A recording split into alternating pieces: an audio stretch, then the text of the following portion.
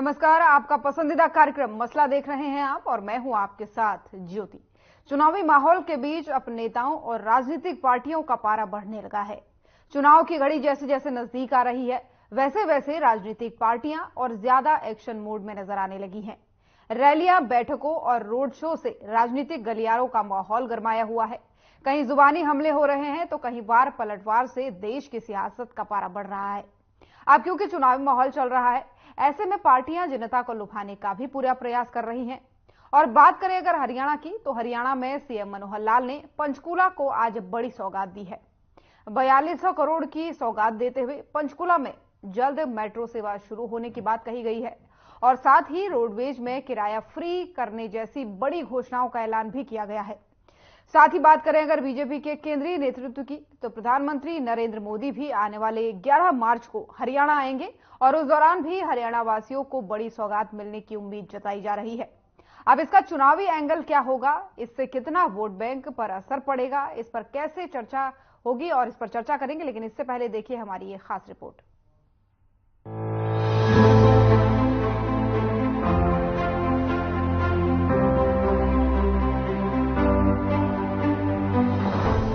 देश में चुनावी माहौल है और ऐसे में सियासी गलियारों का तापमान बढ़ा हुआ है। देश में ताबड़तोड़ रैलियां और बैठकें चल रही हैं और हरियाणा में भी लगातार राजनीतिक पार्टियों का चुनावी अभियान चल रहा है। हरियाणा के मुख्यमंत्री मनोहर लाल भी लगातार चुनावी रैलियों में शामिल हो रहे हैं और इस बीच सीएम ने पंचकुला के साथ पूरे प्रदेश के लोगों के लिए विकास परियोजनाओं की सौगातों की झड़ी लगा दी, जिसमें सीएम ने हरियाणा के लोगों को 656 नई परियोजनाओं की सौगात दी और पंचकुला से वीडियो कॉन्फ्रेंसिंग के माध्यम से 386 परियोजनाओं का लोकार्पण भी किया और साथ ही साथ 270 परियोजनाओं का शिलान्यास भी किया। इन परियोजनाओं में 3385 करोड़ रुपए खर्च होंगे, जिसे हर वर्ग के विकास के लिए खर्चा जाएगा। हजारों की संख्या में बहु योजनाएं भी हैं, गांव की गली से लेकर के और नेशनल हाईवे तक बड़ी बड़ी परियोजनाएं भी उसमें हैं। उन सब पर भी बहुत तीव्र गति से काम चल रहा है। आचार संहिता लागू होने वाली है, तो आचार संहिता से पूर्व की जितनी हमारी तैयारी थी उनका तो आज शिलान्यास उद्घाटन सब कर दिया है। पंचकुला में सीएम ने जनसभा को संबोधित किया और सरकार के किए गए कामों को भी लोगों को गिनवाया और इसी दौरान प्रधानमंत्री नरेंद्र मोदी के आगामी 11 मार्च के दौरे को लेकर भी लोगों को जानकारी दी। पीएम मोदी का 11 मार्च को गुरुग्राम दौरा प्रस्तावित है, जिसमें लोकसभा चुनाव से पहले गुरुग्राम को प्रधानमंत्री मोदी बड़ा तोहफा देंगे, जिस दौरान पीएम द्वारका एक्सप्रेसवे का भी शुभारंभ करेंगे। अभी 2 दिन बाद 11 तारीख को द्वारका एक्सप्रेसवे दिल्ली का प्रधानमंत्री जी स्वयं आ रहे हैं उसका उद्घाटन करने के लिए। 7000 करोड़ रुपए का वो एक ही मार्ग है, 7000 करोड़ रुपए का। तो मित्रों, इंफ्रास्ट्रक्चर के नाते, रेलवे लाइन के नाते, तो जो रोहतक महम हादसी रेलवे लाइन वर्षों से लटकी थी उसका भी उद्घाटन हो गया। वहां ट्रेन चल पड़ी है, शुरू हो गई है। अभी करनाल से लेकर के यमुनानगर तक नई रेलवे लाइन का डीपीआर बन चुका है, उस प्रोजेक्ट को शुरू करने वाले हैं। पीएम मोदी के इस गुरुग्राम दौरे को लेकर लगातार तैयारियां चल रही हैं। एक तरफ प्रदेश अध्यक्ष नायब सिंह सैनी की बैठक चल रही है और इस बैठक में केंद्रीय मंत्री राव इंद्रजीत भी शामिल हुए। साथ ही इस बैठक में लोकसभा चुनाव को लेकर भी चर्चा हुई और सुरक्षा व्यवस्था को भी चाक चौबंद किया जा रहा है। माननीय प्रधानमंत्री जी की रैली होनी है 11 मार्च को। माननीय प्रधानमंत्री जी के द्वारा ये जो द्वारका एक्सप्रेसवे का हरियाणा पोर्शन है, इसका उद्घाटन जो है वो किया जाएगा और जनता के लिए इसको समर्पित किया जाएगा। इसके लिए माननीय प्रधानमंत्री जी दिल्ली की साइड से शिव मूर्ति से शुरुआत करते हुए गाड़ी से आएंगे और जो बजघेड़ा पे जहां एनएचएआई ने प्रपोज्ड टोल बनाया है द्वारका एक्सप्रेसवे, वहां से वो हरियाणा की सीमा में उनका आगमन रहेगा और वहां से फिर रैली साइड पे सीधे प्रधानमंत्री जी का काफिला आएगा। यहाँ पे जितने भी प्रोमिनेंट हमारे हरियाणा के डिग्नेटरीज हैं वो सब उनका स्वागत करेंगे और एक एग्जीबिशन लगाई जाएगी जहाँ पे प्राइम मिनिस्टर साहब जो है वो इस पूरे प्रोजेक्ट के बारे में की जानकारी लेंगे। और वहीं दूसरी तरफ दिल्ली में कांग्रेस की केंद्रीय चुनाव समिति की बैठक चल रही है, जिसमें लोकसभा चुनाव के प्रत्याशियों के नाम पर भी चर्चा चल रही है। इस बैठक में प्रत्याशियों के मंथन के साथ ही चुनावी रणनीति पर चर्चा चल रही है।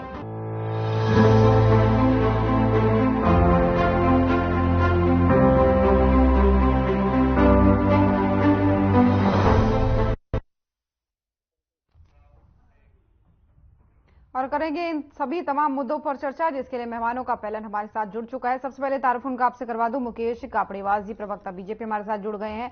अंश वत्स जी, प्रवक्ता कांग्रेस, हमारे साथ जुड़ गए हैं। रिंपल सोही जी, प्रवक्ता जेजेपी, जुड़ गई हैं। और कृष्ण कुटेल जी, प्रवक्ता इनेलो, जुड़ गए हैं। आप सभी मेहमानों का बहुत बहुत स्वागत है। पहला सवाल मुकेश जी आपसे करना चाहूंगी। सीएम ने आज एक बड़ी परियोजनाओं की सौगात जो है वो प्रदेशवासियों को दी है। करीब 4200 करोड़ की परियोजनाओं की सौगात दी है, जिसमें तकरीबन 700 परियोजनाएं शामिल थी, जिसमें से आधों का शिलान्यास हुआ, किसी का लोकार्पण हुआ। ऐसे में एक महत्वपूर्ण और योजना है हैप्पी योजना, जिसके कार्ड भी आज सीएम ने बांटे। तो आपसे जानना चाहेंगे कैसी ये परियोजना है, कैसे इससे प्रदेशवासी जो है हैप्पी हो पाएंगे।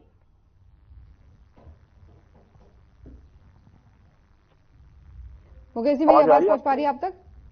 जी जी जी, आपने सवाल सुना या मैं दोहराऊं? नमस्कार जी, वक्ताओं को नमस्कार। देखिए ज्योति जी, मात्र एक योजना की बात नहीं है। अगर आप आज देखेंगे 4200 करोड़ रुपए की योजनाओं का शिलान्यास और उद्घाटन,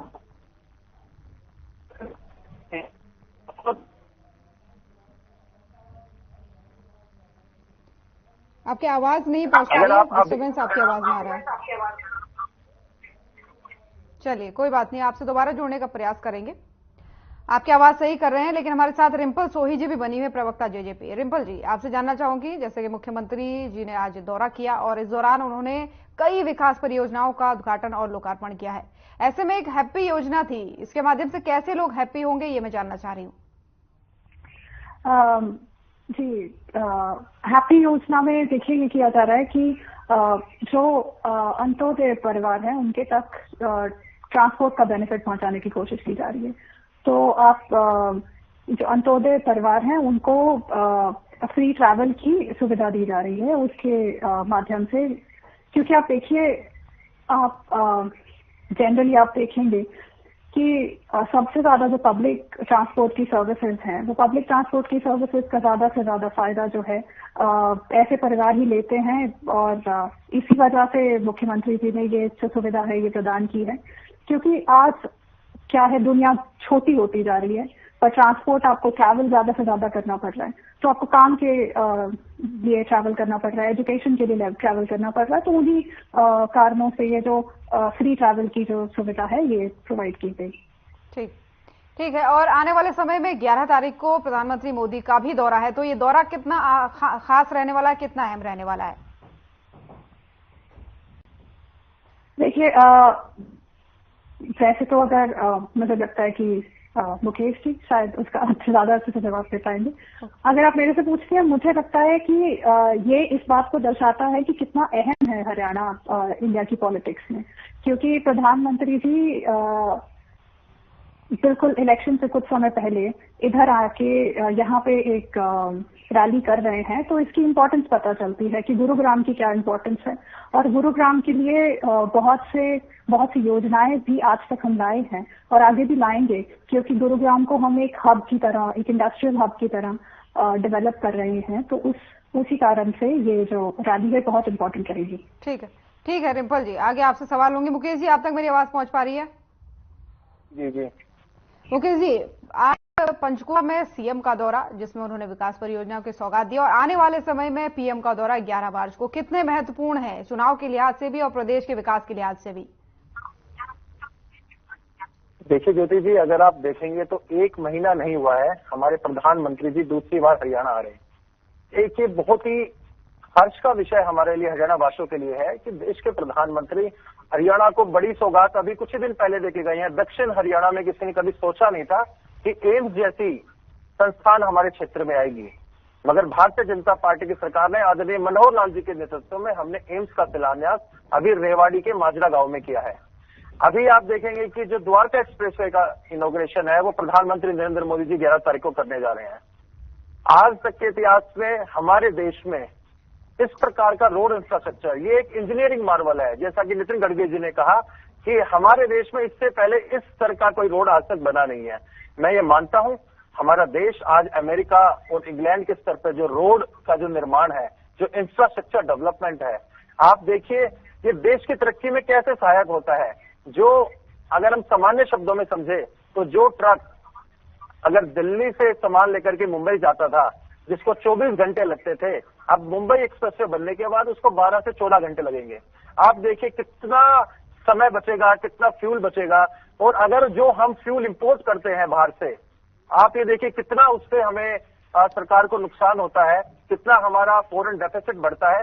तो बहुत सारी चीजों में इसका बेनिफिट होने जा रहा है। अगर मैं आपको कम शब्दों में बताऊं तो मैं ये मानता हूं प्रधानमंत्री जी आ रहे हैं, बड़ी एक महत्वपूर्ण दिवस रहेगा हरियाणा वासियों के लिए। चुनाव नजदीक है, तो मैं ये मानता हूं कि हरियाणा वासियों के लिए एक बहुत बड़ी सौगात प्रधानमंत्री जी मोदी जी देके गए और अभी आने वाले दिनों में देंगे। मुकेश जी, एक बड़ा तंज जो है आज देवेंद्र हुड्डा साहब ने कसा है। उन्होंने कहा है कि बीजेपी के जितने नेता है वो अपना टिकट बचाने में लगे हुए, इसमें टिकट बचाने की होड़ मची हुई है।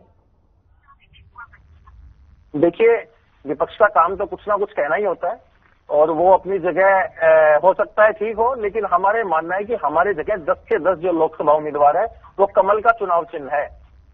हमें उम्मीदवार कौन होगा कौन नहीं होगा, पूरे हरियाणा प्रदेश ने ये संकल्प लिया है कि प्रधानमंत्री नरेंद्र मोदी जी को, एनडीए सरकार को 400 सीटें देकर के प्रचंड जीत के साथ सरकार बनेगी। और मैं आपसे कहना चाहता हूं, आप देखेंगे जिस तरीके से पिछली बार 10 के 10 कमल के फूल खिले थे, आने वाले चुनाव में दीपेंद्र हुड्डा जी को अपने पार्टी की चिंता करनी चाहिए। आज बड़े बड़े नेता उनके चुनाव लड़ने से मना कर रहे हैं। जो इनके लोकसभा प्रत्याशी पिछली बार थे वो कह रहे हैं हम चुनाव नहीं लड़ना चाहते। क्यों नहीं लड़ना चाहते? ऐसे क्या मजबूरी होगी? क्योंकि कांग्रेस पार्टी को भी पता है कि इस बार प्रचंड जीत से फिर से एनडीए की सरकार बनने वाली है। प्रधानमंत्री नरेंद्र मोदी जी तीसरी बार प्रधानमंत्री बनने जा रहे हैं। ठीक है, अंश वत्स जी भी हमारे साथ जुड़े हैं। लौटूंगे मुकेश जी आपके पास। वत्स जी, आपने दोनों को सुना। इसमें महत्वपूर्ण ये है कि प्रधानमंत्री जी का दौरा आने वाला है, कुछ दिनों में है, 11 तारीख को। और आज जो है मुख्यमंत्री मनोहर लाल ने 4200 करोड़ की परियोजनाओं की सौगात दी है। और इस बीच उन्होंने ये खासकर पॉइंट करते हुए कहा, उन्होंने अपने सोशल मीडिया प्लेटफॉर्म पर भी डाला कि बीते 10 सालों में हमारी सरकार ने हर हरियाणा वासी, हर प्रदेशवासी के भले के लिए काम किया है। सबसे पहले तो आपके सभी दर्शकों को नमस्कार मेरा, और मेरे को पैनलिस्ट उनको भी मेरा नमस्कार। देखिए, भाजपा के मैं आपके प्रश्न का जवाब दूंगा, लेकिन उससे पहले जो दोनों प्रवक्ता जो हैं, जो सरकार में सहयोगी हैं, एक ऐसे गठबंधन में सहयोगी हैं जो कि जनता के खिलाफ काम कर रही है, पहले मैं उनका जवाब दे देता हूँ। भाजपा के प्रवक्ता ने आखिर में जाके कहा कि भैया कि कांग्रेस के उम्मीदवार जो है वो टिकट वापस करें। भैया हमने उम्मीदवार की सूची जारी नहीं करी है, तो हमारी टिकट कैसे वापस करेंगे? प्रधानमंत्री जी रात के 3:30 बजे तक जागकर उम्मीदवारों की सूची के लिए वो मीटिंगें करते हैं। तो लेकिन उसके बाद भी क्या होता है कि भैया आसन हॉल से आपके ही पवन सिंह जी टिकट वापस कर देते हैं कि भैया हम टिकट नहीं लड़ सकते हैं। नितिन पटेल जी वो कहते हैं कि भैया हम नहीं कर सकते हैं। हर्षवर्धन जी जो मंत्री रहे उनका टिकट क्यों कटा है? प्रज्ञा ठाकुर जी उनका टिकट क्यों कटा है?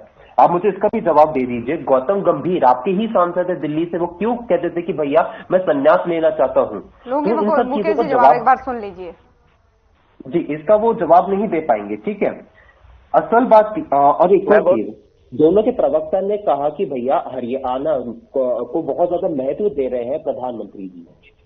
हरियाणा से ही वो पहलवान बेटियां आती हैं जिनको प्रधानमंत्री जी दरकिनार कर देते हैं। उनके ही घर से कुछ थोड़ी दूरी पे ही वो धरना देती हैं, लेकिन उनसे मिलते नहीं है। ना तो उनके मंत्रिमंडल की कोई भी महिला मंत्री जाके उनकी परेशानी क्यों सुनती है, और बृजभूषण शरण सिंह को हटाया जाता है।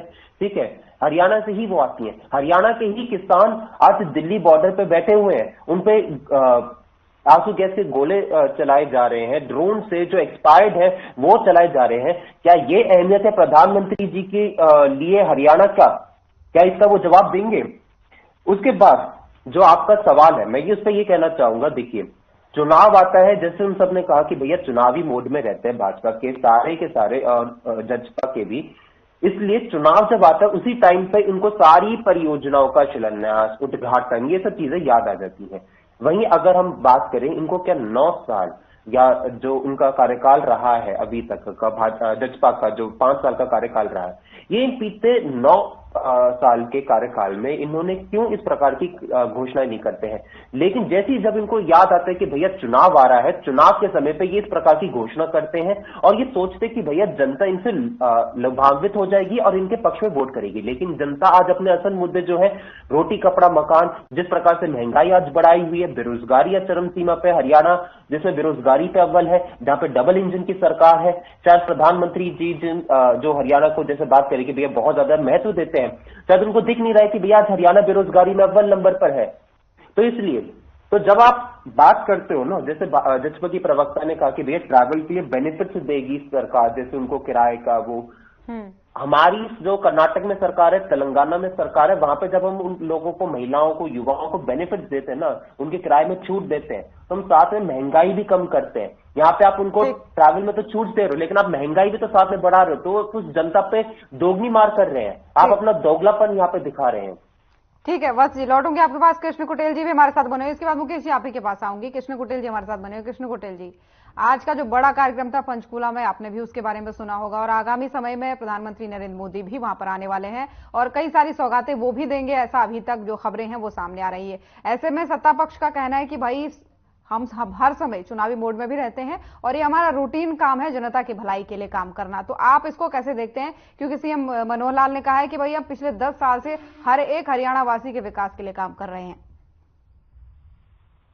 ज्योति जी, देखिए, विकास नाम की कोई चीज इस हरियाणा प्रदेश के अंदर नहीं है, क्योंकि इन्होंने जो है कि सबका विकास सबका साथ जो है कि मुहिम चला करके सत्ता को अपने हाथ के अंदर लिया है और 10 वर्षों तक जो है कि इनको कहीं पर भी किसी भी जिले की याद नहीं आई। लेकिन अब ये मोटी सोच के जो है कि उसको बटोरना चाहते हैं, क्योंकि बेरोजगार पैमाने पे है, महंगाई पर ये कंट्रोल नहीं कर पाए, पेट्रोल डीजल के दाम कम नहीं कर पाए और यहाँ पर प्रतिदिन इस हरियाणा प्रदेश के अंदर जो है कि हमें नित्य घोटाले जो है कि वो नजर आते हैं और विधानसभा सेशन के अंदर भी इनका कोई उसका जवाब नहीं होता और दिन प्रतिदिन जो है कि कानून व्यवस्था है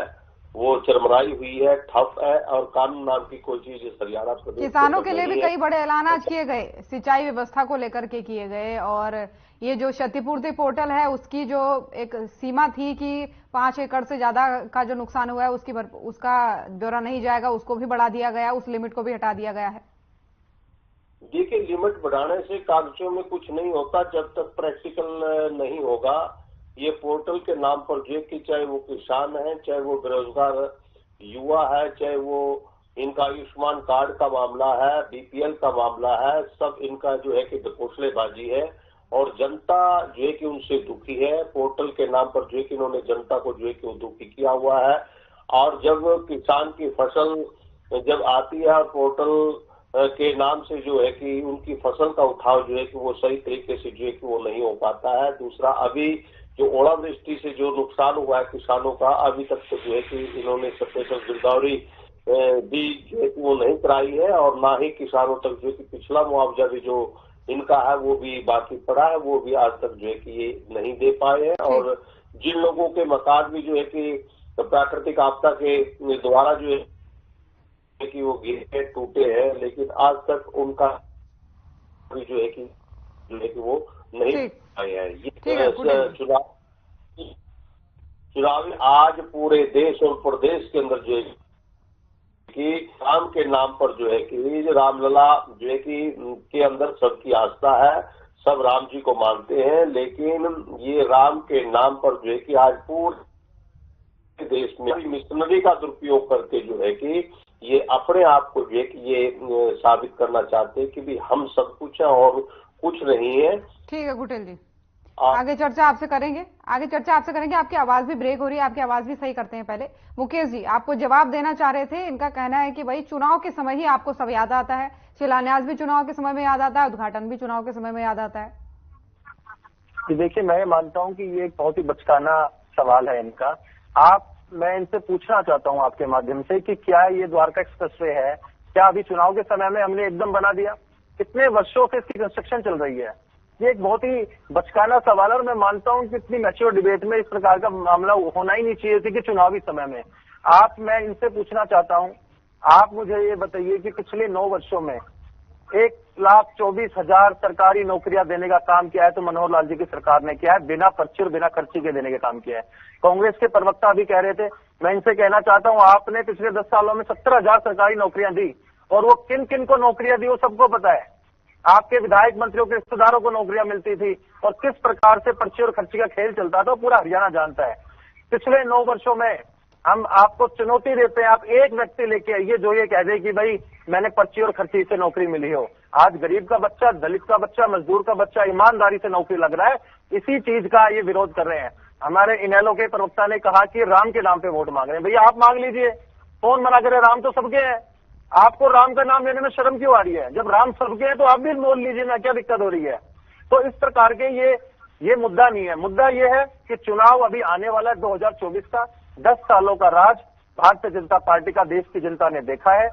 मैं ये मानता हूं अगर हमने अच्छा काम किया होगा, अगर हमारी सरकार ने अच्छा काम किया होगा तो देश की जनता हमें प्रचंड जीत से फिर शासन में लेके आएगी, और अगर हमने काम नहीं किया होगा तो नहीं लेके आएगी। तो मैं ये कहना चाहता हूं और मैं आपको आज आपकी डिबेट पे कहता हूं कि हम 10 की 10 सीटें जीतने वाले हैं। क्या कांग्रेस के प्रवक्ता बताएंगे इनकी क्या तैयारियां? ये बाद में ईवीएम को दोष देते हैं। इनके पार्टी के बड़े बड़े नेता लोकसभा चुनाव से मना कर चुके हैं। दूसरी चीज, लेकिन वो तो कह रहे हैं कि भाई टिकट तो आपके नेता वापस कर रहे हैं। नहीं, आप मेरी एक बात सुनिएगा। मैं इनको ये कहना चाहता हूं, इन्होंने कहा कि गठबंधन की जो इन्होंने कांग्रेस के प्रवक्ता ने बात की, देखिए हमारा पोस्ट पोल अलायंस है, ठीक है, जेजेपी से। प्री पोल नहीं है, प्री पोल इनका है आम आदमी पार्टी से। मैं पूछना चाहता हूं कि आपका पंजाब के पानी पर, कांग्रेस के प्रवक्ता से पूछना चाहता हूं कि आपका पंजाब के पानी पर क्या स्टैंड है कि पंजाब से हरियाणा में पानी आना चाहिए नहीं आना चाहिए? क्योंकि जो आपकी सहयोगी आम आदमी पार्टी है उनकी पंजाब में सरकार है। तो मैं कांग्रेस के प्रवक्ता से पूछना चाहता हूं कि आपका पानी पर क्या स्टैंड है? ठीक, जवाब लूंगी उनसे। लेकिन इससे पहले रिंपल जी आपसे जानना चाहूंगी, इन्होंने कहा कि भाई आप कह रहे हैं बसों में जो है फ्री में यात्रा कराएंगे, लेकिन हम अपनी सरकार में जहां जहां हमारी सरकार है यहाँ पर महंगाई को भी कंट्रोल करें, लेकिन महंगाई के नाम पर आपका कोई स्टैंड नहीं है। इससे क्या फायदा होगा? सिर्फ बसों में किराया फ्री कर देने से क्या फायदा होगा? रिंपल जी आप तक आवाज पहुंच पा रही है? कोई जी आप सुन पा रहे हैं मुझे? जी ये सवाल अगर आप पूछती तो मैं इसका जवाब फिर भी देती, पर ये सवाल जो पूछ रहे हैं उनसे ये पूछिए कि इनका तो काम ही फ्री की चीजें बांटने का है। ये फ्री में चीजें बांटते हैं और फिर उसके बाद कहते हैं कि हम लोगों की भलाई कर रहे हैं। भाई हमारे यहाँ पे ये सिखाया जाता है कि किसी को कहते हैं इंग्लिश में कि teach a man to fish, don't give him free fish. इनका ये सिचुएशन है कि ये तो फ्री में चीजें देंगे, पर ऐसा नहीं है कि उसके बाद उनको कुछ सिखाएंगे भी। बसों में फ्री यात्रा देने के पीछे रीजन है। जब भी कोई पॉलिसी लेके आई जाती है उसके पीछे एक रीजन होता है, और उस पॉलिसी के पीछे रीजन यही है कि आपको ट्रैवल करना पड़ रहा है। आपको ट्रैवल करने के लिए वो 1000 किलोमीटर तक की फ्री सुविधा दी जा रही है। वो ट्रैवल किस वजह से करना पड़ रहा है? आपको अपने काम के लिए ट्रैवल करना पड़ रहा है, रोजगार के लिए, आपको अपनी एजुकेशन के लिए ट्रैवल करना पड़ रहा है। क्योंकि ये जो महंगाई की बातें करते हैं, इनसे ये पूछिए कि आज तक जब तक कांग्रेस थी तब तक इन्होंने क्या महंगाई की दर का क्या सिचुएशन थी। इनसे ये पूछिए कि जो आम आदमी पार्टी की सरकार जिसके साथ ये क्योंकि अब मुझे लगता नहीं कि कांग्रेस के बारे में तो कोई बात भी नहीं हो सकती है। कांग्रेस का कहीं इसका जवाब ले लेती हूँ। बस ये कह रहे हैं कि कांग्रेस के बारे में तो कहीं बात ही नहीं होती, और नौकरी को लेकर के एक बड़ा हमला इन्होंने बोला है। मैं सभी बात का जवाब देता हूँ। जैसे जजपा के प्रवक्ता ने कहा है, ठीक है, ये अगर ये टिकट अगर वो बस का किराया अगर देते हैं उसमें कम नहीं करते हैं, ठीक है, तो उनके लिए वो एक राहत की चीज होती है, ठीक है, ये इन्होंने किया तो राहत की चीज। वहीं अगर हम लोग करते हैं तो वो उनके लिए फ्री भी बन जाती है। तो ये दोगला मापदंड होता है। अगर ये जैसे बात कर रहे हैं ना, तो उसका मैं आपको बताता हूँ। जब केंद्र की सरकार महंगाई थोपती है जनता पर, तो कांग्रेस की राजस्थान की सरकार ही महंगाई राहत कैंप करके जनता को राहत देने का काम करती है कि भैया आप लोगों का अधिकार है कि भैया जो आप सरकार जब हमारी थी यूपीए के टाइम पे, तो आप लोगों को 410 रुपए का सिलेंडर मिलता था और भाजपा बात करती थी कि भैया हम उसको 200 रुपए का कर देंगे, लेकिन भाई भाजपा की सरकार सिलेंडर को कर देती है 1100 रुपए का। तो भैया हम आपको महंगाई राहत कैंप के तरीके से आपको 5 रुपए में सिलेंडर देने का काम करेंगे। तो ये होता है जनता को राहत देने का काम।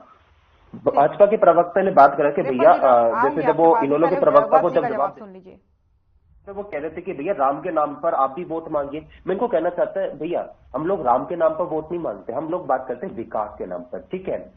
हम लोग बात करते हैं कि भैया हमने कहां पे क्या क्या चीज किया। अगर हमने छत्तीसगढ़ में चुनाव लड़ा था तो हमने छत्तीसगढ़ में चुनाव अपने छत्तीसगढ़ के 5 साल के कार्यकाल के आधार पर लड़ा था। अगर हमने राजस्थान में लड़ा था तो हमने चिरंजीवी योजना के आधार पर, उन सब के उस पे। अगर आप लोग राम के नाम पे चुनाव लड़ रहे हो, इसका मतलब यह है कि आप अपने 10 साल के कार्यकाल को गिना नहीं सकते, इसलिए आप लोग राम के नाम पर आप वोट मांगने का काम कर रहे हो। ठीक, उन्होंने बात करी पर्ची खर्ची की, ठीक है। 30 से ज्यादा हरियाणा में पेपर लीक के मामले सामने होता है और आज की ही ताजा खबर है कि जो नू में हरियाणा बोर्ड का जो स्कूल है वहां पर कोई पुलिस व्यवस्था नहीं थी और वहां पर किस प्रकार से खुलेआम चीटिंग होती रही थी, ये चीज सबने देखा।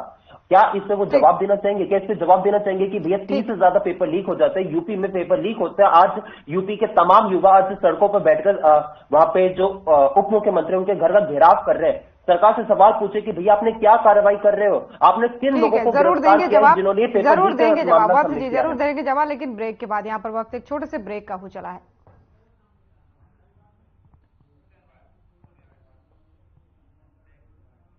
तो यहाँ पर रुकेंगे एक छोटे से ब्रेक के लिए, जल्द हाजिर होंगे।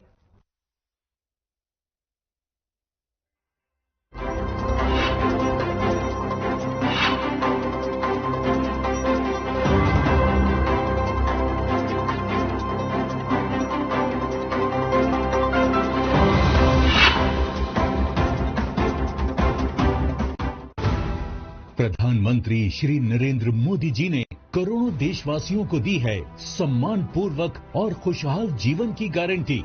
आप ये भली भांति जानते हैं कि मोदी की गारंटी यानी गारंटी पूरा होने की गारंटी। देवभूमि उत्तराखंड इस विकास यात्रा का महत्वपूर्ण हिस्सा है। राज्य में लगातार फैल रहा है हाईवे और सड़कों का नेटवर्क।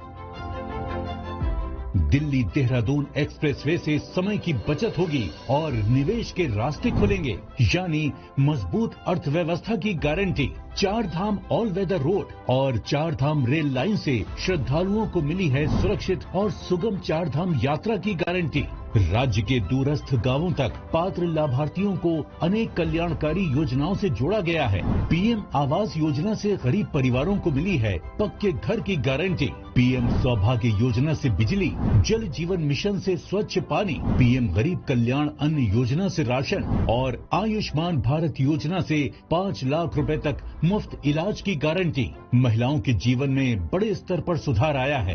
उज्ज्वला योजना से मिले मुफ्त गैस कनेक्शन से धुआं रहित ईंधन और लखपति दीदी योजना ने आर्थिक सशक्तिकरण की दी है गारंटी। पीएम किसान सम्मान निधि से साल में 6,000 रुपए की गारंटी। मोदी सरकार की गारंटी उसके पास भी है जिसके पास गारंटी देने के लिए भी कुछ नहीं। पीएम स्वनिधि योजना से स्ट्रीट वेंडर और प्रधानमंत्री मुद्रा योजना से लघु व्यवसायियों को मिल रही है आसान कर्ज की गारंटी। हर वर्ग का हो रहा है कल्याण, सभी के लिए खुल रहे हैं खुशहाली के द्वार, क्योंकि हर उत्तराखंड वासी को मिली है मोदी सरकार की गारंटी।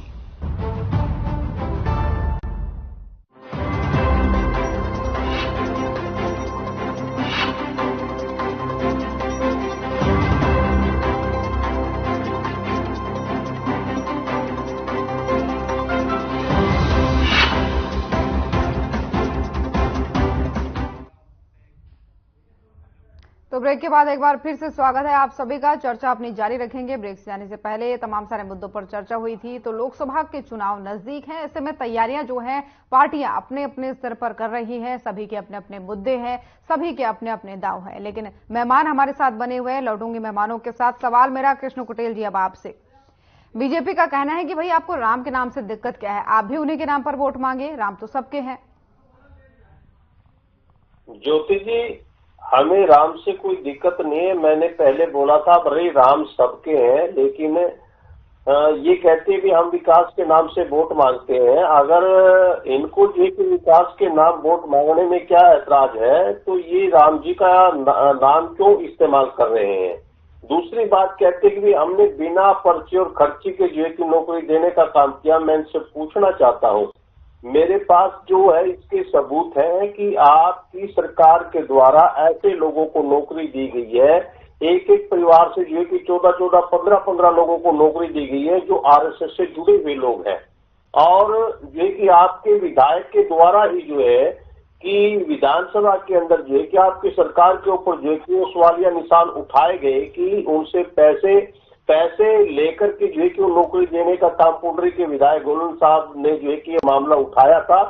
तो यहाँ पर जो है कि तमाम बातें जो है कि हमें देखने को मिलती है। दूसरा जो है कि आज तक इसके बाद आप ही के पास आऊंगी।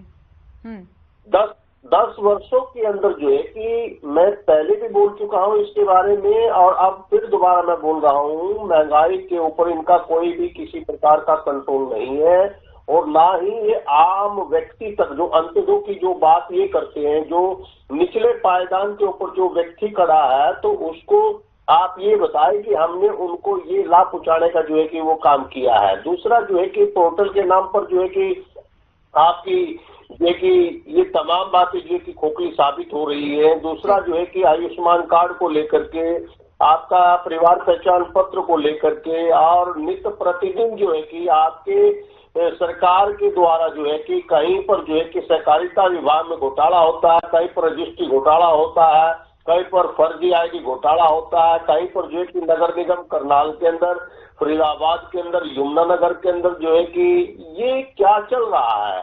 और आप के जो अधिकारी हैं वो मोटी रकम जो है कि ऐंठने का काम कर रहे हैं और आपके विधायक मंत्री जो है कि वो कमीशन से जो है कि अपना पेट भरने का काम जो है कि हरियाणा प्रदेश से जो है कि वो लूटने का काम कर रहे हैं। ठीक है, मुकेश जी से जवाब लेते हैं। मुकेश जी, इनका कहना है कि भाई अगर आप राम के नाम से वोट नहीं लेते तो फिर आप क्यों नाम लेते हैं, आप विकास के नाम से वोट मांगे। आपके सरकार में कह रहे हैं कि 15-15 लोगों को एक ही परिवार से नौकरी दी गई है। आवाज आपकी नहीं आ रही मुकेश जी। मुकेश जी, आपकी आवाज नहीं पहुंच पा रही है। चलिए, आपकी आवाज सही करेंगे तब आप जवाब दीजिएगा, क्योंकि आपकी आवाज स्पष्ट नहीं आ पा रही है, शायद म्यूट पर है आपका कॉल। रिम्पल जी, आप जवाब दीजिए, आप भी कुछ कहना चाह रही थी। तो देखिए, जब ये कहते हैं कि विकास के नाम पे नहीं वोट मांगते, तो विकास, आप मुझे ये बताइए कि 10 साल में और विकास किसने किया है। अगर आप हरियाणा की बात करें तो हरियाणा के अंदर हर जिले में इस टाइम पे एक हाईवे है, हर जिले को जाम मुक्त किया गया है, कम से कम 10,000 किलोमीटर से ज्यादा की सड़क को दुरुस्त किया गया है और 6,000 किलोमीटर से ज्यादा की सड़कों को नया बनाया गया है। ये वही, अगर आप किसान की बात करते हैं, इन्होंने कुछ टाइम पहले कहा था कि किसानों के लिए क्या किया, तो किसानों की बात सुनिए। किसानों का 15,000 प्रति एकड़ तक का मुआवजा दिया गया है, जो आप मुआवजे की बात कर रहे हैं। और वो मुआवजा किस बीमा की योजना पे दिया गया है, जिसमें 2 एकड़ तक के किसान की सारी प्रीमियम सरकार भरती है। उससे आगे मेरे हिसाब से 2 से 5 एकड़ तक के जो किसान हैं उनके लिए आधा भरती है, उसका प्रीमियम सरकार भरती है। 14 क्रॉप्स पे, 14 फसलों पे एमएसपी देने वाला अकेला एक प्रदेश है हरियाणा। कांग्रेस वाले तो इसके बारे में सोच भी नहीं सकते हैं। इनके शासित किसी भी प्रदेश में इस टाइम पे एमएसपी नहीं दिया जा रहा है। जब ये राजस्थान में थे भी, तब भी इनसे पूछे कि कितना एमएसपी दिया है और किस क्रॉप पे इन्होंने दिया है। जब ये सेंटर में थे तब कितनी स्टेट्स को इन्होंने एमएसपी का प्रावधान किया है। स्वामीनाथन रिपोर्ट इनके समय पे आई थी, पर इन्होंने स्वामीनाथन के रिपोर्ट को बिल्कुल दरकिनार किया, कभी भी उसको आगे नहीं लाए हैंगे। तो कांग्रेस किसानों के बारे में बिल्कुल बात नहीं कर सकती है। और दूसरी बात, ये जो एमएसपी बंद करने की बात थी, इस पॉलिसी, जो ये एक पॉलिसी डॉक्यूमेंट बनाया गया था, उसका हेड कौन था? भूपेंद्र सिंह हुड्डा खुद थे। तो उसके बारे में कांग्रेस बिल्कुल बात नहीं कर सकती है किसानों के बारे में। पिछले साल तक आपकी सरकार थी पंजाब में, और आपकी सरकार से तंग होकर भी किसान प्रोटेस्ट में थे, तब आपकी सरकार ने किसानों के लिए क्या किया।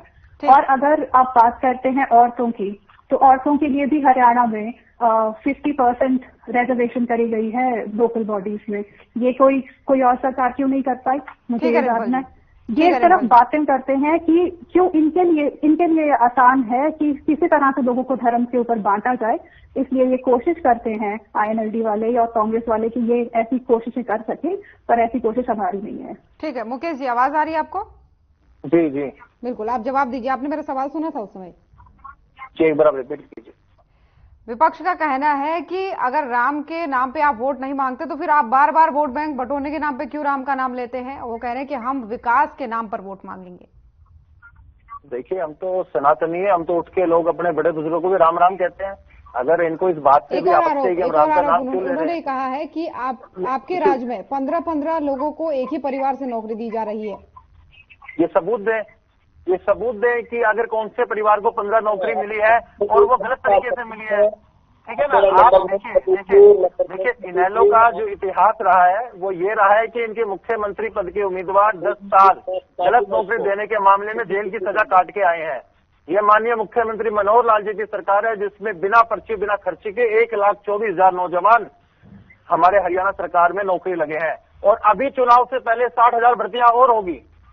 मैं इनको अब महिला का मुद्दा मैं आप इनको बताना चाहता हूं। आप मुझे बताइए, 6 दशक के कांग्रेस के राज में, 6-6.5 दशक कांग्रेस राज लोकसभा विधानसभा में आदरणीय प्रधानमंत्री नरेंद्र मोदी जी ने 33% अभी आरक्षण देकर के, आप देखेंगे जब 2029 में लोकसभा विधानसभा का चुनाव होगा तब वो महिलाएं जनसंख्या में जाएंगी। हमने राशन डिपो पर 33% का आरक्षण दिया है महिलाओं को। अब आप बताइए, इसको कौन लाभान्वित होगा? क्या हमारे गांव की महिलाएं लाभान्वित नहीं होगी जब उनको राशन डिपो में आरक्षण मिलेगा? तो हमने सरपंची में, पंचायत चुनाव में, नगर निकाय चुनाव में 50% आरक्षण देकर के महिलाओं को मजबूत करने का काम किया है। अभी कुछ ही दिन पहले आप देखेंगे, कल परसों माननीय मुख्यमंत्री जी ने कहा कि हम 5,000 बहनों को ड्रोन की शिक्षाएं देंगे, ड्रोन ट्रेनिंग देंगे, ताकि ड्रोन मैपिंग और ड्रोन का जो उनको शिक्षित कर करके आत्मनिर्भर बनाएंगे। क्या कांग्रेस का ये दिमाग में कभी ये आइडिया आया कि हम अपनी माताओं बहनों को, जो 50% आबादी में है, उनको सिर्फ इनका क्या टारगेट था कि उनको घर में बैठाया जाए? लेकिन आदरणीय प्रधानमंत्री नरेंद्र मोदी जी ने कहा कि जो हमारे देश की 50% आबादी है उनको हमारे साथ मिलकर चलना होगा, तभी भारत विश्व गुरु बनेगा। अभी बहुत अच्छी बात मुख्यमंत्री मनोहर लाल जी ने अभी 2 दिन पहले कही थी कि जो बहनें स्टार्टअप करना चाहती हैं और जिनके पास लैंड गारंटी देने के लिए नहीं है, उनके लिए अलग से 200 करोड़ रुपए का प्रावधान किया है। अगर बात युवाओं की करें तो सबसे ज्यादा स्टार्टअप, ये हमारी साफ नीति का परिणाम है कि आज 1 लाख से ज्यादा स्टार्टअप देश में काम कर रहे हैं। 111 स्टार्टअप वो है जो यूनिकॉर्न बन गए हैं। यूनिकॉर्न मीन्स जो 8,000 से 8,500 करोड़ का वैल्यूएशन है जिनका। मैं पूछना चाहता हूं कांग्रेस से कि 2013 में कितने स्टार्टअप थे? आप लोगों ने क्यों नहीं उस समय नौजवानों को सपोर्ट किया ताकि वो अपने उद्यमी बने? आप तो उनको नौकर बनाना चाहते थे। भारतीय जनता पार्टी उनको व्यापारी बना रही है, उनको आगे बढ़ने का मौका दे रही है। क्या इनका जवाब है? और मैंने इनसे पानी का जवाब मांगा था, इन्होंने पानी का जवाब कांग्रेस के प्रवक्ता ने मुझे नहीं दिया। मैं इनसे फिर पूछना चाहता हूं कि आम आदमी पार्टी की सरकार, जो आपका गठबंधन है जिनसे, उनका क्या स्टैंड है पानी के ऊपर? आप पंजाब से हरियाणा को पानी दोगे या नहीं दोगे? ठीक है वत्सी, जवाब दीजिए इनके सवालों का। पानी के लिए जैसे उन्होंने बोला तो मेरी पहली बात तो बात पहले अधूरी रह गई थी क्योंकि ब्रेक आ गया था, इस वजह से। तो सुनिए, पानी के लिए हुड्डा जी ने पहले भी कई बार कहा है कि सरकार को पहल करनी चाहिए। जो भी सरकार का सकारात्मक उस पर रह सकता है, जिससे हरियाणा को उसका अधिकार मिले, उसमें हम सरकार के साथ हैं। तो हमने पहले ही अपना स्टैंड क्लियर करा हुआ है। तो ऐसा कुछ नहीं है कि हमने अपना कोई स्टैंड क्लियर नहीं किया। हमने कहा है कि सरकार जो भी सकारात्मक रवैया लेगी जिससे हरियाणा को उसका अधिकार मिले, उसमें हम सरकार के साथ है। अब आप मुझे ये बताइए, अब आप और क्या चाहते हैं? ठीक है, आप सरकार में आप है क्या है, ठीक है। और बाकी का जो उन्होंने तमाम ऐसे महिलाओं के ऊपर इन्होंने आज पूरा निबंध पढ़ दिया, ठीक है, कि भैया इन्होंने ऐसे दिखा दी कि भैया महिलाओं के लिए तो कितने बड़े हितैषी हैं। लेकिन आज असलियत क्या है? आज असलियत ये है कि हरियाणा और दिल्ली ये दो ऐसे राज्य जो कि एनसीआर की आंकड़ों के मुताबिक महिलाओं के हो रहे अपराधों में सबसे ज्यादा आगे हैं। ये हरियाणा की ही सरकार है जिसमें महिलाओं के ऊपर डबल इंजन की ये सरकार की बात करते हैं। और वहीं पे साथ में ये 2014 में क्या बात करते थे कि बहुत हुआ महिलाओं पर अत्याचार, अब की बार मोदी सरकार। क्या हुआ? आज हरियाणा की ही पहलवान बेटियां आपके ही सांसद के खिलाफ धरना दे रही थी। हरियाणा के ही मंत्री के ऊपर यौन उत्पीड़न के आरोप है, लेकिन आप उनकी बर्खास्ती नहीं करते। मुख्यमंत्री क्या कहते हैं विधानसभा में कि भैया नहीं लेंगे इस्तीफा, विपक्षी धज्जियां उड़ा देंगे। ये आपका स्टैंड है महिलाओं के ऊपर। उन्होंने बात करी कि भैया रिजर्वेशन देने की महिलाओं को। कांग्रेस पार्टी ने ही पंचायती लेवल पर उनको महिलाओं को रिजर्वेशन देने का प्रावधान लेकर आए थे, ठीक है। और वहीं जो ये बात कर रहे हैं हाल फिलहाल का जो 33% का रिजर्वेशन की, तो उसमें तो वो भी इस पे आप पूरा उनको सबको जनता को बात बताने के काम करिए ना। वो आप अभी लागू नहीं कर रहे हो 33% रिजर्वेशन को 2024 के चुनाव में, आप उसको बाद में लागू करेंगे। आप ये वही आपने एक किया कि आपने जनता को थाली तो दे दी है, आपने उसमें किसानों को लेकर और स्वामीनाथन वाले आयोग को लेकर भी इन्होंने कहा था कि 14 ऐसी फसलें हैं जिसमें हरियाणा ही मात्र एक ऐसा राज्य है जहां पर 14 फसलों पर एमएसपी दी जा रही है। और स्वामीनाथन वाला जो आयोग है आपके समय में जब ये था तो आपने तो दरकिनार कर दिया, और अब आप बात करते हैं कि भाई लागू होना चाहिए, लागू होना चाहिए। हाँ, मैं सबका जवाब दे रहा हूँ। महिलाओं को मैं पहले एक बार अपनी बात कंप्लीट कर लेता हूँ, ठीक है।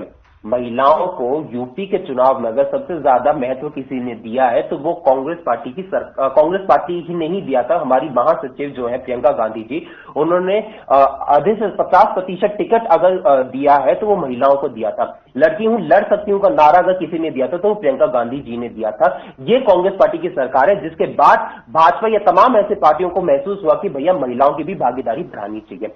आज ही हमने हमारे जो राष्ट्रीय अध्यक्ष है खड़गे जी, उन्होंने युवाओं के लिए घोषणा करी है, 5 घोषणाएं। अगर मैं वो आपको बताऊं तो पहला कि जो 30 लाख अधिक सरकारी पद खाली उनको भरा जाएगा, वहां पे आप लोगों को हम गिग इकोनॉमी जो है उसके लिए हम जो गिग वर्कर्स है उनको हम उनका अधिकार देंगे। ऐसी तमाम हमने घोषणाएं करी है, 5 घोषणाएं। और जो आपकी किसानों की बात करते हैं, किसानों की बात भी मैं कहता हूं, हमारे टाइम पर जो लास्ट एक स्वामीनाथन जो कमेटी थी उसकी जो रिपोर्ट आई थी, 5th रिपोर्ट, उसके बाद 201 रिकमेंडेशन जो थी वो की कृषि मंत्रालय ने अप्रूव करी थी। उस 201 रिकमेंडेशन में से 175 रिकमेंडेशन को कांग्रेस पार्टी की यूपीए की सरकार ने एक्सेप्ट कर लिया था और उसको लागू कर दिया था। बाकी की बची हुई जो थी वो भाजपा के टाइम पे बाकी की रह गई थी। बाकी की 175 जो थी वो हम लागू कर चुके थे, 175 रिकमेंडेशन। और एक जो आखिर रिकमेंडेशन थी, ठीक इसी पर मुझे इसका जवाब देने दीजिए। 10 सेकंड आपके पास, उसके बाद रिम्पल जी आपके पास आऊंगी, मुकेश जी आपके पास भी आऊंगी। 10 सेकंड आपके पास। और एक रिकमेंडेशन उनकी जो थी वो थी जो C2+50 के फॉर्मूला से किसानों को एमएसपी देने की बात करी थी। वो भी हमने घोषणा कर चुके हैं कि भैया जब हमारी सरकार बनेगी 2024 में, उसके बाद हम किसानों को देंगे। वहीं मोदी जी जब 2014 में उनकी सरकार थी, उन्होंने कहा था कि भैया C2+50 के फॉर्मूला से वो जब उनकी 2014 में सरकार बनेगी वो किसानों को एमएसपी देंगे। लेकिन आज तक इस देश के किसान वेट कर रहे कि कब उनको वो एमएसपी पे मिलेगी। आज प्रधानमंत्री कह रहे हैं कि भैया हम नहीं दे सकते हैं। ठीक है बस जी, रिपल जी इसका जवाब दे रही है। जी देखिए, सबसे पहली बात 2006 में आखिरी रिपोर्ट आई थी, स्वामीनाथन रिपोर्ट। उससे पहले 5 रिपोर्ट्स आ चुकी थी। 2006 से लेकर 2014 तक का इनके पास समय था। इनसे पूछे 2006 से लेकर 14 तक वो क्यों नहीं कर पाए। इन्होंने जब WTO को साफ साफ ये कह दिया कि हम भाई हम 175 लागू कर चुके थे, हम 175 रिकमेंडेशंस को इम्प्लीमेंट कर चुके थे। आप 175 मुझे 5 बताइए जो आपने करी है। आप 175 से 5 बताइए। मैं आपको बताऊंगी कि क्या मेन आपने नहीं किया है। आप स्वामीनाथन रिपोर्ट पे अगर खुल के बात करना चाहते हैं मेन बता दीजिए। हम बैठ के कोई आई एम सॉरी, क्या कह रही थी वत्स जी वो कह रहे हैं कि 175 की जो आप बात कर रहे हैं उनमें से 5 बता दीजिए, बाकी मैं बताऊंगी जो मेन है। 75 में से 5 बताइए। मैं बताऊंगी कि आपने क्या नहीं किया और कितने प्रदेशों में वो दिया है ये भी बताइए।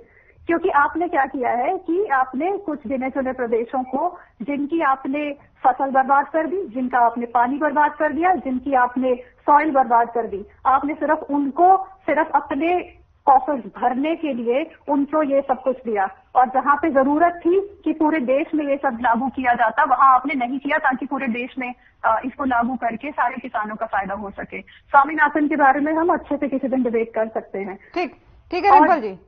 दूसरी बात जो ये औरतों की बात कर रहे थे, 50% का पिछले साल बिल आया है, आपको शायद नहीं पता होगा इसके बारे में। उन्होंने ये कहा कि जब लड़की है लड़ सकती हूँ नारा कांग्रेस ने दिया, उसी के बाद ही बीजेपी ने ये आरक्षण वाली बात कही। बिल्कुल भी नहीं, ये अब इस टाइम पे बात कर रहे हैं जब इनकी सरकार नहीं है। अगर लड़की हूँ लड़ सकते का ये नारा दिया था तो राजस्थान में करके भी दिखा देते। ये नारा उस वहां पे देते हैं जहां पे इनको पता है कि वो वहां पे पूरा नहीं उतरना पड़ेगा। एम्प्टी प्रॉमिसेस, बिल्कुल खोखली। ठीक है मुकेश जी कुछ कहना चाह रहे, जल्दी से जवाब दीजिए, उसके बाद से कृष्ण कुटेल जी आपके पास आऊंगे। मुकेश जी देखिए जी, कांग्रेस की हालत आज के दिन ऐसी है कि कोई भी काम अगर हम कर देते कह देंगे तो हमारी वजह से हुआ है। तो भाई आप लोगों को देश ने 60-65 साल का वक्त दिया, आपने क्यों नहीं किया? उस वक्त महिलाओं का आरक्षण याद क्यों नहीं आया आप लोगों को? आपने कहा कि प्रियंका गांधी ने अपने घर में नहीं बताया होगा, पहले आपकी सरकार में आप लोगों ने क्यों नहीं किया? दूसरा बात किसानों की आती है, अभी हमारे इनेलो के प्रवक्ता किसानों के बारे में बोल रहे थे। पिछले 10 साल के कांग्रेस राज में, और आप अपनी भी सरकार का अभी कार्यकाल उठाएंगे तो आप देखेंगे कि 10 साल में कांग्रेस ने 1100 करोड़ रुपए मुआवजा दिया था जब फसल बर्बाद होती थी 22 ओलों से। हमने पिछले 9.5 साल में 11,000 करोड़ रुपए का मुआवजा दिया है। कांग्रेस का राज लोगों को याद है कि 6-6, 10-10 रुपए के चेक मिलते थे। शर्म आनी चाहिए कांग्रेस पार्टी को कि देश का किसान 6-6 और 10-10 रुपए के चेक लेके जाता था, आज 15-15 हजार रुपए प्रति एकड़ के मुआवजा मिल रहा है। क्षतिपूर्ति पोर्टल के माध्यम से आज ऑटोमेटिक आप अपलोड कीजिए। देखिए बीच में बोल रहे हैं, आप देखिए एक एक करके बोले तभी एक दूसरे को सुन पाएंगे। जी देखिए, क्षतिपूर्ति पोर्टल के माध्यम से आज किसान आत्मनिर्भर बना है, वो फोटो खींचता है, पोर्टल पर डालता है और मुआवजा उनके खाते में आता है। इसी को लेकर के तो इनेलो कह रहे हैं कि पोर्टल खेलते हैं बस, आप धरातल पे काम नहीं देखते। नहीं देखिए, इनेलो को समस्या ये है कि इनको उस प्रकार की राजनीतिक आदत होगी कि लोग पीछे घूमे। अब देश बदल रहा है, दुनिया बदल रही है। अब वो जमाना नहीं है कि लोग नेता आज घर बैठा व्यक्ति सरकारी सुविधाओं का लाभ एक क्लिक के माध्यम से ले रहा है। आज बड़े बुजुर्गों को 3,000 रुपए पेंशन घर बैठे मिल रही है। आप बताइए कांग्रेस राज में कितनी पेंशन मिलती थी? आज कोई नौजवान अगर वो स्टार्टअप करना चाहता है, उसको लोन के लिए अप्लाई करना है, घर बैठे लोन के लिए अप्लाई करता है, उसका लोन अप्रूवल हो जाता है, सरकार उसे मदद कर रही है। आज आयुष्मान कार्ड है, आपका बीपीएल कार्ड है, घर बैठे बन रहे हैं। ये कांग्रेस ही जो राजनीति करके इन्होंने 2.5 से 3 लाख बीपीएल कार्ड बनाए थे, मनोहर लाल जी ने 38.5 लाख बीपीएल कार्ड बनाए और ईमानदारी से आय के हिसाब से हमने एक फॉर्मूला तय किया, फॉर्मेट तय किया, उसमें ऑटोमेटिक बन रहे हैं, किसी का एहसान ही नहीं है।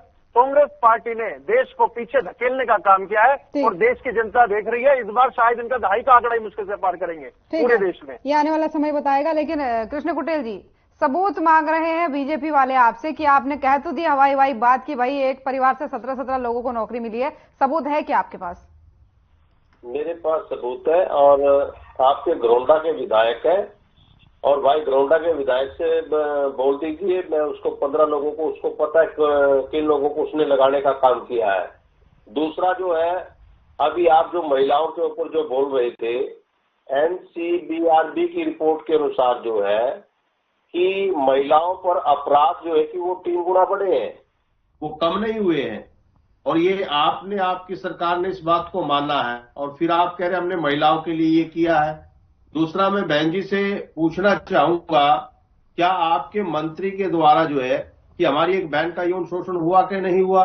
क्या ब्रिजभूषण शरण के द्वारा जो है कि जो हमारे खिलाड़ी थी उसका यौन शोषण हुआ कि नहीं हुआ? तो आप जो है कि बेटी बचाओ बेटी पढ़ाओ के नाम पर जो है कि जो राजनीति कर रहे हैं, ये तमाम बातें आपकी जो है कि वो खोखली साबित है। और दूसरा जो है कि आपने जो है कि कहा था कि हम किसानों की आय दुगनी करेंगे, तो लेकिन आपने आय दुगनी नहीं की है और उसको कम करने का काम किया है। रही दूसरी बात है, कहा कि हम फसलों के ऊपर जो है कि हम MSP का जो है कि भाव देते हैं।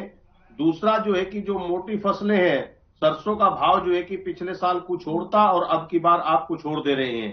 दूसरा जो है कि आप रेट फिक्स करके फिर भावांतर की बात करते, कभी कहीं किसी और की बात करते हैं आप लोग। यानी आप लोगों को सदा ही जो है कि गुमराह करने का काम करते। दूसरा कहा कि BPL कार्ड के बारे में अभी आपने कहा कि इतने बीपीएल कार्ड बनाने का काम किया है, लेकिन ये गरीबी खत्म होनी चाहिए कि ये बढ़नी चाहिए?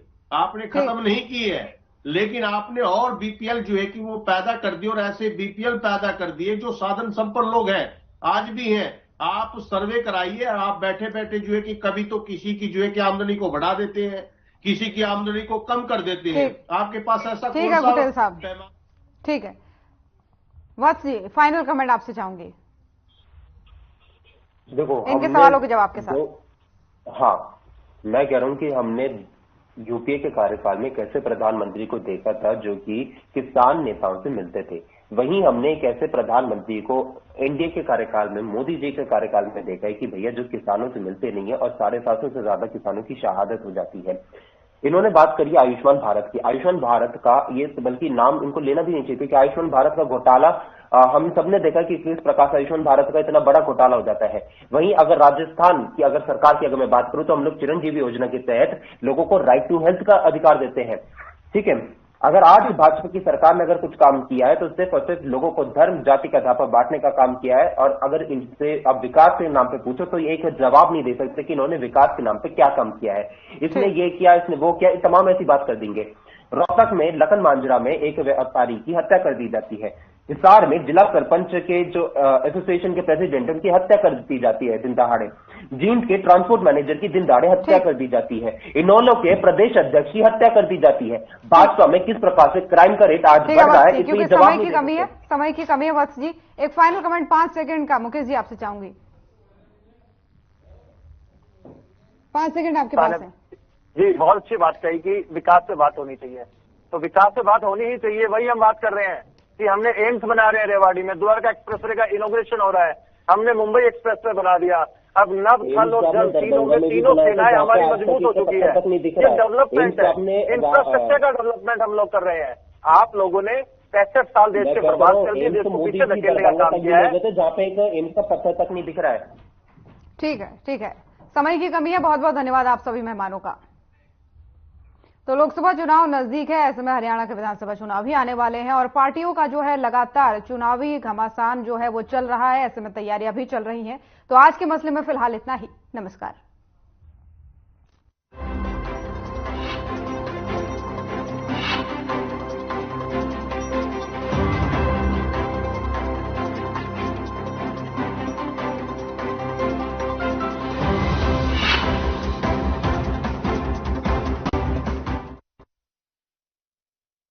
जॉब